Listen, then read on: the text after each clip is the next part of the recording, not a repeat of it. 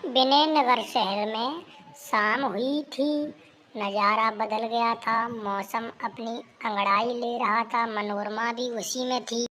अरे मम्मी जी, तुमने मुझे कहाँ फंसा दिया। मुझे तो कहीं का नहीं छोड़ा। मेरा पति तो इतना ढीला है, कुछ करता ही नहीं है। हाय रे मोरी जवानी, क्या होगा इसका। मम्मा, मुझे तो कुछ समझ में नहीं आ रहा। ऐसा लग रहा है मैं तो सब कुछ छोड़कर मर जाऊं। मेरा पति मेरी तरफ देखता ही नहीं है। मैं करूं तो क्या करूं, मुझे तो कुछ समझ में नहीं आ रहा। सुनो जी, तुम पर कुछ होता जाता नहीं है तो मेरी जिंदगी क्यों खराब कर दी तुमने। तुमको शादी नहीं करनी चाहिए थी। मैं क्या करूं, मैं क्या ऐसे ही तरस तरस के मर जाऊं। तुम तो मेरी तरफ ध्यान ही नहीं देते, कुछ करते ही नहीं हो। मैं सारी रात अकेली तरसती रहती हूँ। जी हाँ। अरे क्या सुविधा नहीं है। पैसा है, बढ़िया घर है, सब कुछ है। तुम आराम से अपनी ज़िंदगी जियो। अरे मुझ पे कुछ नहीं होता, इसमें मेरा क्या कसूर है। मुझे ऐसा ही बनाया गया है। क्या करूं, मेरी जिंदगी ऐसे ही निकल जाएगी क्या। मेरा पति तो बिल्कुल कोई काम का नहीं है। मुझे तो कुछ समझ में नहीं आ रहा। मुझे ये घर छोड़ना चाहिए या नहीं, क्या करूं। मैं तो कुछ सोच नहीं पा रही।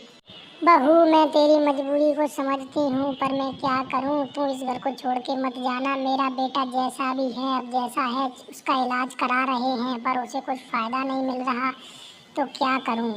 तू इस घर को छोड़ के चली जाएगी तो हमारी खुशियाँ सब बर्बाद हो जाएंगी। माँ जी, मैं क्या करूँ। मेरी किस्मत में तरसना ही लिखा है। मैं कब तक यहाँ डली रहूँगी। मेरा पति मेरी तरफ आंख उठाकर नहीं देखता तो मैं क्या करूँगी। मुझे तो कुछ समझ में नहीं आता। आप ही बताओ माँ जी, मेरी जिंदगी क्या ऐसे चल जाएगी माँ जी। भाभी, मैंने सुना है तुम घर छोड़ के जा रही हो। भैया तुमको सुख नहीं दे पा रहे हैं तो आप चिंता क्यों कर रही हो। अरे मैं हूँ ना, मैं तुम्हारा सब तरीके से ख्याल रखूँगा। तुमको किसी बात की शिकायत नहीं आने दूँगा। और हाँ भाभी, हम किसी को कुछ नहीं बताएंगे। जो हमारी रासलीला चलेगी, हमारे बारे में किसी को नहीं पता चलेगा। हम तुमको ही पता चलेगा। तुम भी खुश, हम भी खुश, पर तुम इस घर को छोड़ के नहीं जाओ। भाभी, मैं शादी भी नहीं करूँगा तुम्हारे लिए। नहीं देवर जी, मैं तुम्हारी ज़िंदगी खराब नहीं करना चाहती। मेरी ज़िंदगी तो खराब हो ही गई, पर तुम ज़िंदगी अपनी मेरे लिए क्यों दांव पे लगाना चाहते हो। कब तक तुम मेरा साथ दोगे। चलो एक बात के लिए मान भी जाएं तो भैया का क्या पता, सही हो भी जाएंगे या ऐसे ही चलते रहेंगे।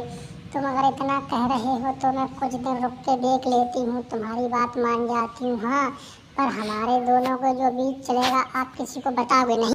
देवर जी, तुमने तो आज रात का टाइम मजा ही कर दिया।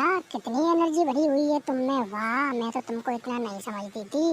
पर हाँ देवर जी, जो हमारे बीच दोनों के बीच जो रास लीला चल रही है, इस बात को मेरे पति और सासू माँ को बिल्कुल पता नहीं चलना चाहिए।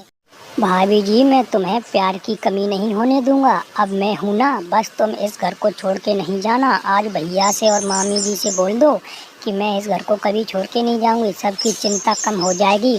अब तुम्हारी ज़रूरतें सारी पूरी मैं करूंगा। बिल्कुल तुम मज़े करो, मुझे भी करने दो। हमारी रासलीला को किसी को पता नहीं चलेगा।